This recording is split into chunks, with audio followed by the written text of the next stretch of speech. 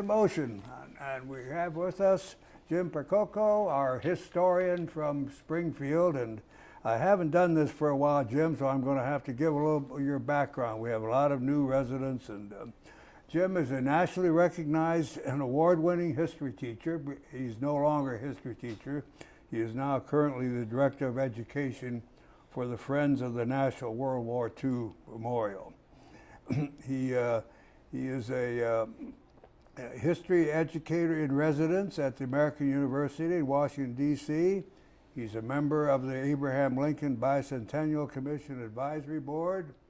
And most importantly, as far as I'm concerned, he's the author of numerous articles and 2 previous books, Divided We Stand, Teaching About Conflict in U.S. History, and A Passion for the Past, a Creative Teaching of U.S. History. And that won the James Harvey Robinson Prize of the American Historical Association. So we're very, Channel 6 and everyone, we're very fortunate to have Jim. And Jim, thanks again for coming over. And today we're going to talk about, I guess, one of the most significant events in our nation's history, aren't we? Yes. The Proclamation. Yes. And start us out. What made old Abe think he had to do something like that? Well, you know, the whole issue of emancipation is very complicated, and in some quarters it's misunderstood. And part of the reason that it's misunderstood is that I think a lot of people don't understand all the facets that were tied with it. It's also misunderstood because we tend to teach it in a very simplistic way, when it's very, very fraught with a lot of difficulties. I think part of the problem is that the founders in the 1780s, when they wrote the Constitution, were very vague about a lot of things, including slavery. In fact, you won't even find the word slavery in the Constitution. And I think the assumption was that future generations were going to have to deal with the institution of slavery. I mean, clearly, people in the founding generation knew that it was a difficult issue. I think the fact that George Washington, upon his death, manumitted his slaves. He could not manumit his wife's slaves, but he could manumit his slaves, which he did. Jefferson did not. And so I think a lot of people figured that the issue of slavery would be determined, or the fate of slavery would be determined by subsequent generations, and it was. But it was solved in a very brutal, violent, horrific manner, which was the Civil War. And I think, as far as Lincoln was concerned, his perceptions on slavery were rooted both in a personal understanding of slavery, which he thought was immoral. Lincoln, if you look at all of his writings, clearly when he was a young man, he believed slavery was wrong, but that it was protected. Were there slaves in Illinois at that time? Yes and no. Yeah. I mean, we tend to view slavery as being a totally southern phenomena. Yeah. But in the colonial period, slavery was permitted throughout the original 13 colonies and the 13 original states. The first state to prohibit slavery is Vermont, when Vermont comes into the Union as the 14th state after the Constitution is ratified. And so Lincoln's thinking on emancipation is rooted in a personal disdain for the institution, but also understanding that the Constitution protects it. Now, for Lincoln, the linchpin in America is not the Constitution. The linchpin for Lincoln would always be the Declaration of Independence, and that's what he would always say. The Declaration superseded the Constitution, and it's interesting because Lincoln's record on slavery is somewhat mixed. I mean, as a lawyer in Illinois, which, by the way, did have some of the harshest black codes in the country in the mid-19th century. Black codes, very restrictive codes on free blacks in the community. Illinois had some of the worst. Lincoln took cases as a lawyer both to defend slavery and to oppose slavery. And that's Lincoln the lawyer. That's Lincoln doing his job, working for his client. The most famous case is the Matson case, where he defends a slave owner's right to maintain his property. Yeah. And that's the one that historians keep coming back to sort of pick at him, saying, well, he's not he's not the great emancipator, because here's his case when he's a younger man where he's defending slavery. Don't lose your train of thought, but just let me ask you a question. When he ran for office and he had the debates with Douglas, Right. Was that issue brought up at all? Oh, yeah. It was a strong issue? Yes, the Lincoln-Douglas debates, which were debates for the Senate seat in Illinois in 1858, the whole crux of those debates that Lincoln had with Stephen A. Douglas were about not so much the morality of slavery, but the legality of slavery, particularly under Douglas's plan of popular sovereignty, which changed the balance of how states would pick whether they were going to be free or slave. You know, normally you had one state would come in as a new state with a free state, another state would come in as a slave state. Well, by the 1860s, that was changing. By 1858, all that was changing, and most of it was because in the mid-1850s, Stephen A. Douglas, as a senator, put forth his platform of popular sovereignty, which allowed states and territories to decide for themselves whether they would be free or slave versus Congress making that decision. Yeah, okay. And so the debates are interesting because Lincoln as a politician, depending on where the debate was held, for example, in the southern part of Illinois, which was known as Cairo, okay, or the Pharaoh's land, his comments there tended to be more vague about the place of race because he didn't want to offend those potential voters down there, versus when he's up in Freeport in the northern part of the state, which has more of a sentiment about being opposed to slavery. Yeah. Well, Jim, then how did he handle, I guess it's a good time to ask you, that when Horace Greeley wrote his letter to him on Lincoln's, where he challenged Lincoln, I think, as I read it, he challenged Lincoln on his views of slavery. Yes, yes. How did he handle that? Well, Lincoln... I mean, I guess he was a politician. There's no question about that, huh? But he was also a very gifted writer, and he was also, I think, with the letter that you referred to from Horace Greeley. You know, Greeley is a powerful newspaper guy in New York City. He's a Republican. You got to remember too, Lincoln is a Republican, which is a new party. The Republican Party doesn't get created until the mid 1850s. Greeley writes a very public letter to the president, which he publishes in a paper, which is called The Prayer of 20 Million, which is about the Northerners wanting slaves freed. And Lincoln replies. Now, Lincoln's not stupid. Lincoln replies, and he knows his letter's going to get published. Now, when was that, the date? That was in... he had been elected then. Oh, yeah. Oh, this is in 1862. Yeah, okay. This is in 1862. And that's the letter where Lincoln says, you know, what I do for slavery... You know, what I do about slavery is I do to protect the Union. If it takes me, if I free one slave, means I save the Union, I'll free one slave. If it means I free none of the slaves and that preserves the Union, I will free none of the slaves. And if it means I will free all the slaves and that will preserve the Union, then I'll free all the slaves. So it's a sleight of hand in some regards. Yeah, it is. Regarding his position. But Lincoln was always keen on public opinion. He called them his public opinion baths. He never did anything without testing the waters. In fact, in the 4 states that remained loyal to the Union where slavery was legal, Delaware, Maryland, Kentucky, and Missouri, Lincoln worked very hard to make sure that those 4 states remained in the Union. And he actually went to the state of Delaware, and he told the state legislature in Delaware, he said, if you liberate your slaves, the federal government will compensate you for your property loss. The state of Delaware didn't want to buy it. Yeah. And that, I think, is significant in Lincoln realizing if I can't get the states to do it, then I have to do something else. Yeah. But this is a big issue that's being debated now among historians who are sort of reviewing Lincoln's position on slavery. Most Americans don't understand that with the Emancipation Proclamation, we also got the go-ahead from the Lincoln administration to recruit African American soldiers to serve in the Union Army. Yeah. And eventually 180,000 would serve.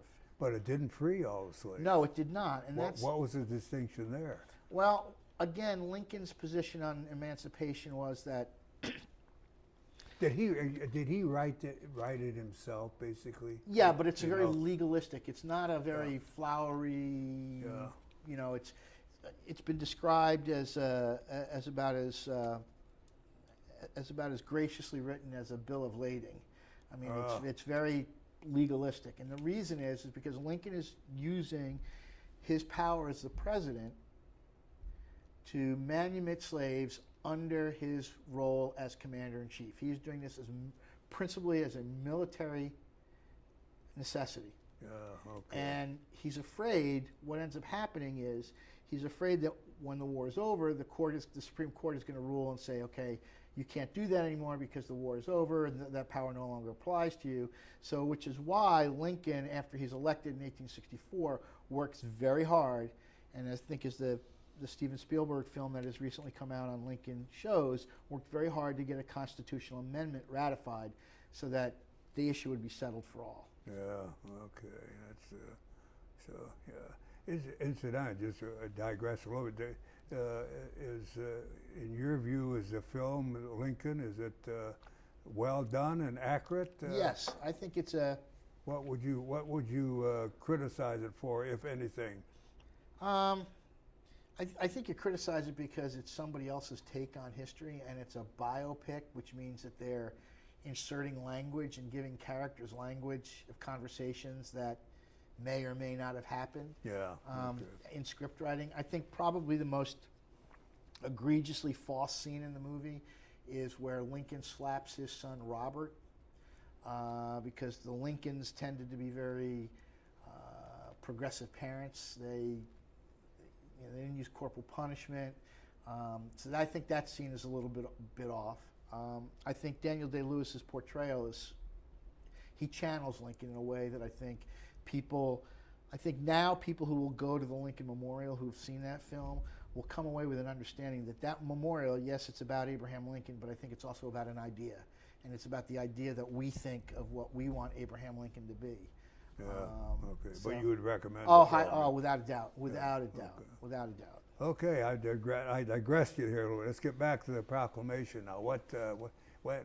When he wrote it, did he do it himself, and did he have somebody edit it for him? No, I think he writes it. Well, he. How about advisors when he's doing this kind of thing? Well, he keeps everything close to his vest, and he begins to tinker, we think, with Emancipation somewhere in the spring of 1862. Now, 1862 is a critical year for Lincoln. Why? Well, in February, the favorite Lincoln child, Willie, dies of typhus. Okay, and it puts the White House completely under a dark cloud. I mean, you got this terrible war that's going on. Yeah. The favorite child dies. His wife Mary has real difficulty dealing with this death. At one point, Lincoln tells her, Mother, if you don't get it back together, we're going to have to take you to that house over there, meaning St. Elizabeth's, the mental institution. That's actually been established that he felt that stuff? Yeah, okay. yeah. Okay, go on ahead. And there is a writing of Lincoln's that's written somewhere between March of 1862 and late August of 1862. There's no date on it. It's called Lincoln's Meditation on the Divine Will. And it's not discovered until after Lincoln dies. It's discovered as a private meditative writing that Lincoln is trying to wrestle out, what is this war all about? And it's actually a very beautiful piece of reflection in which he says, maybe the purposes of this war, God has some other reason for this war taking place. And historians have said that it is in this period where he's wrestling with this and he's going through this deep spiritual angst that he makes a decision to manumit slaves. Now, this new book that just came out by James Oakes, who's a Lincoln Prize winner, okay, just came out, called Freedom National. The Destruction of Slavery in the United States, 1861 to 65. Oakes argues in this book, which is probably going to be a game changer in how we interpret our history, Really? that Lincoln always had at the forefront of his mind, once he was elected, that he was going to dismantle slavery. And Oakes argues in here that that was something that was on the table immediately from the time Lincoln took the presidency. He just had to work himself to get to that point. Well, I know you have to do it briefly, but what did Oakes discover after all these years that all the rest of you historians didn't? Well, I don't think it's so much a sense of discovery. Came to that conclusion. I think it's not so much a specific discovery in a document as it is pulling together multiple pieces from different writings and arguing that Lincoln, who was morally opposed to slavery, understood that slavery was the key critical issue of the Civil War. And other historians have argued that really the principal reason of the Civil War was over the question of union. And now more and more people are willing to look at and say, you know, maybe it was more than just about the Union. Maybe Lincoln, who really did believe at the root of his being that slavery was wrong and immoral, had that at the forefront of his thinking the whole time. He was genuinely he believed in a creator, and Lincoln. Well, that's another issue. That's another issue. Yeah, okay. I mean, yes, I think he does, but I think it's more of a growth process. And there's a new book out now that I also read by Stephen Mansfield called Lincoln's Battle with God, which looks at how Lincoln matured as a man who goes from a position of being a skeptic to a prophet. It's all about, with Lincoln, it's all about growth. It's all about growth with Lincoln. Yeah. How about the other? I see you have another book here. Now, the other book is called The Long Road to Antietam, How the Civil War Became a Revolution by Richard Slotkin. And this is about the Battle of Antietam, which is fought in September of 1862, which historians and Lincoln agreed that we're not going to issue an Emancipation Proclamation until we have a Union victory. And it was actually not, that wasn't Lincoln's idea, that was the Secretary of State's idea, William Seward. Seward says, we don't want to issue the proclamation after a defeat because it's going to look like a desperate, we're going to be behaving out of desperate action. I would argue that this book includes the context of the battle and then the subsequent emancipation, but it also gets into more clearly than any other book that the general of the Union Army at the time, George B. McClellan, actually intended to subvert and seriously flirted with the idea of establishing a military dictatorship. Really? And that's also a game changer, because while people have alluded to that, Slotkin comes out and says this was a real possibility. Well, did Lincoln have any feel for that kind of thing, or did any of his advisors give him any thoughts along those lines? Well, I think what happens is that Lincoln, the best way I heard Lincoln described to me is that Lincoln was intelligent.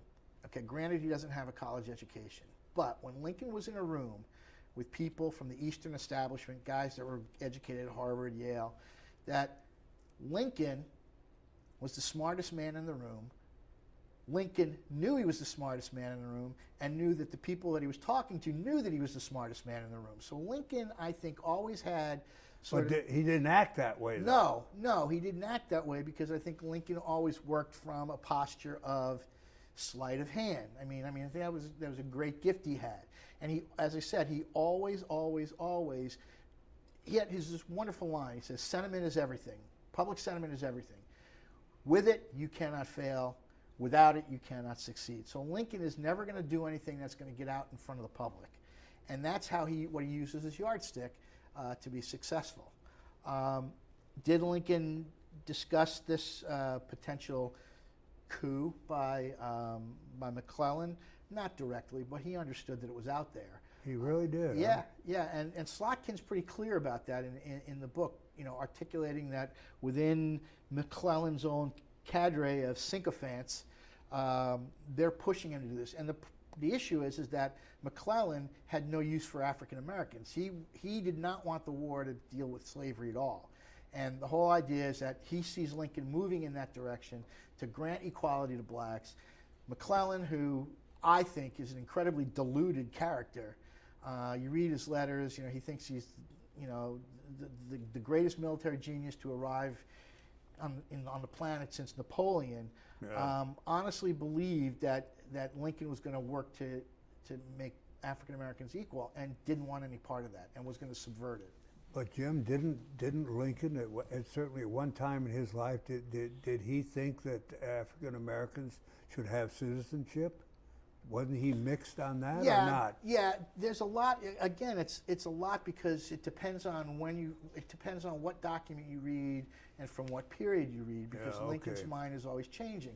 For example, if we go back to the Lincoln-Douglas debates, when he's down in southern Illinois, I think it's at Jonesboro, one of the debate at Jonesboro, Douglas traps him and says, well, are you proposing Negro equality? And Lincoln has this comment. He says, just because I want the Negro to be my equal doesn't mean I want the Negro to be my wife. And there was a huge fear about miscegenation. This whole issue of black men mixing with white women sexually was a huge issue, and that issue seeped way into the 20th century with the number of lynchings and in the civil rights movement and all that. So that was a huge issue. And politicians or historians, particularly those that don't necessarily have the fondness for Lincoln that maybe I do or other historians do, always look at those debates because it's where they can undermine the argument, because Lincoln says,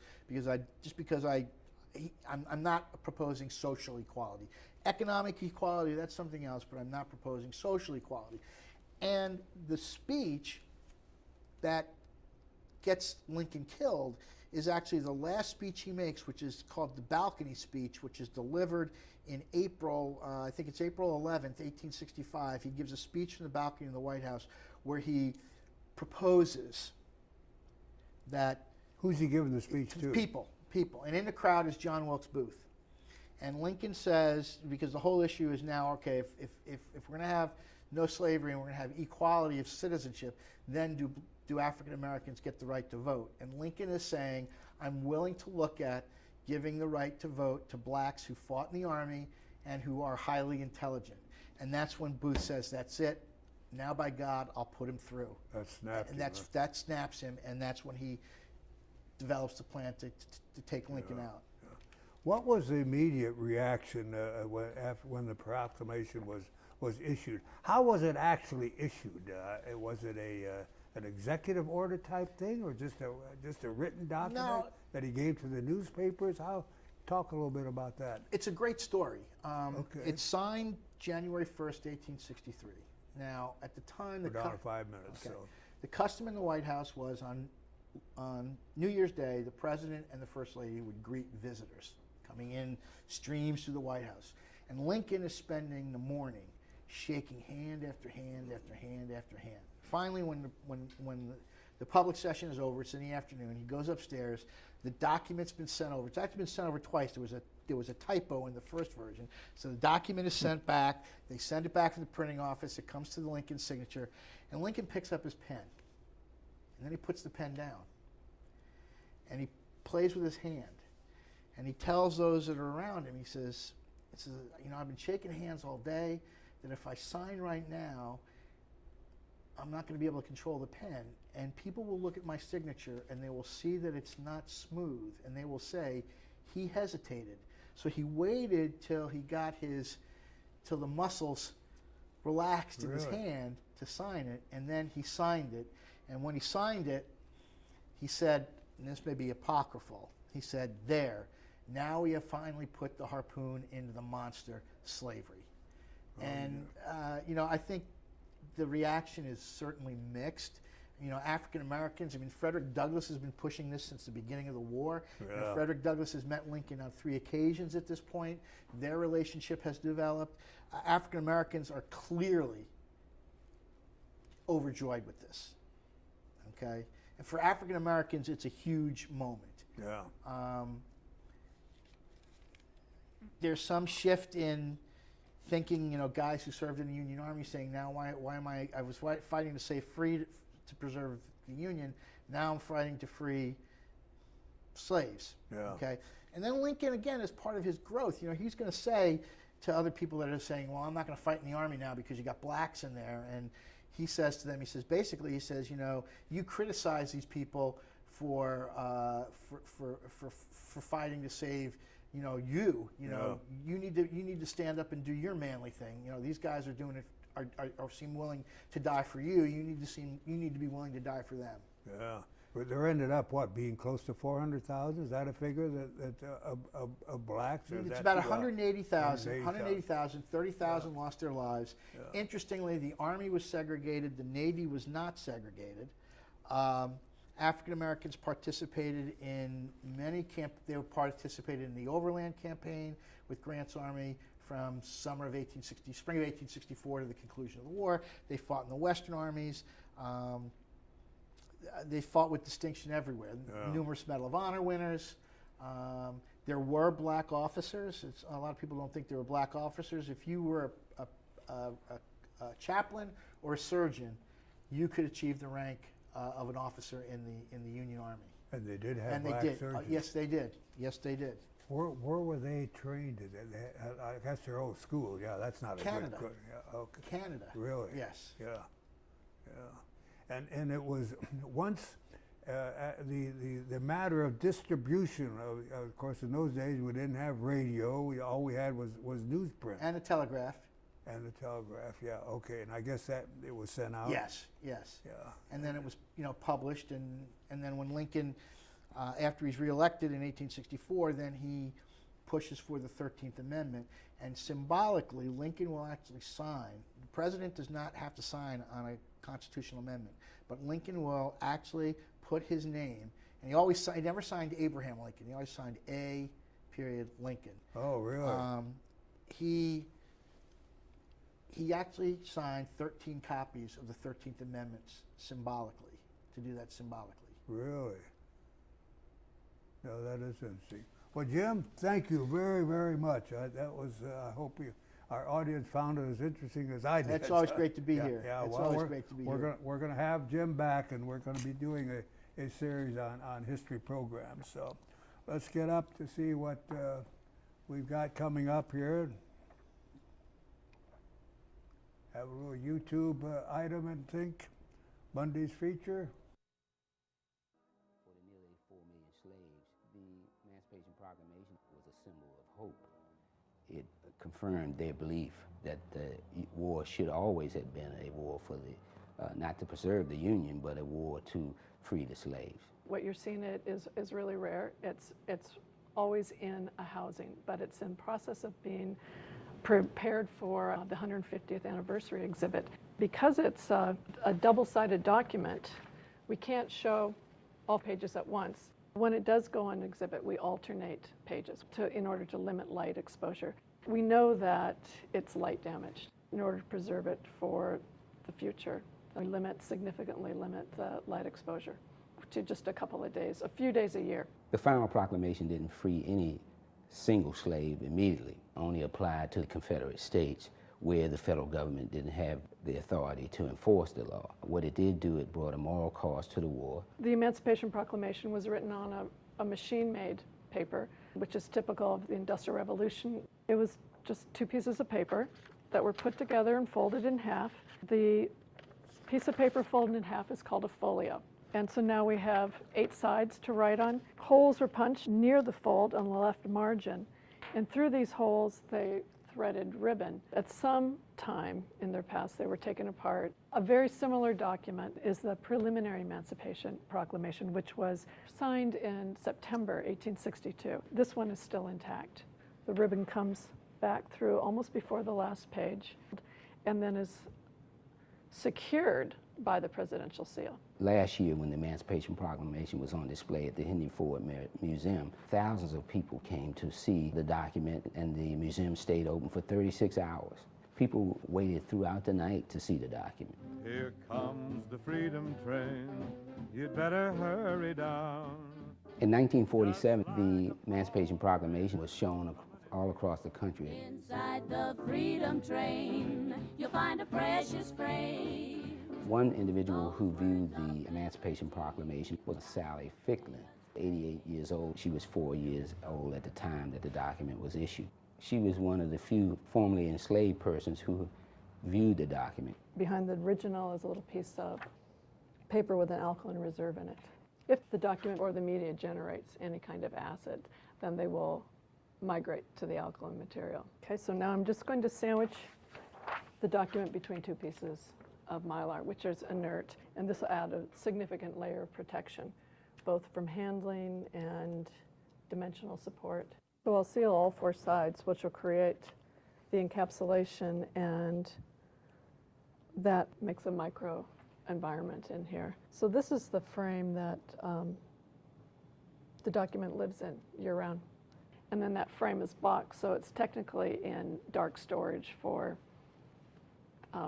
almost most of the year.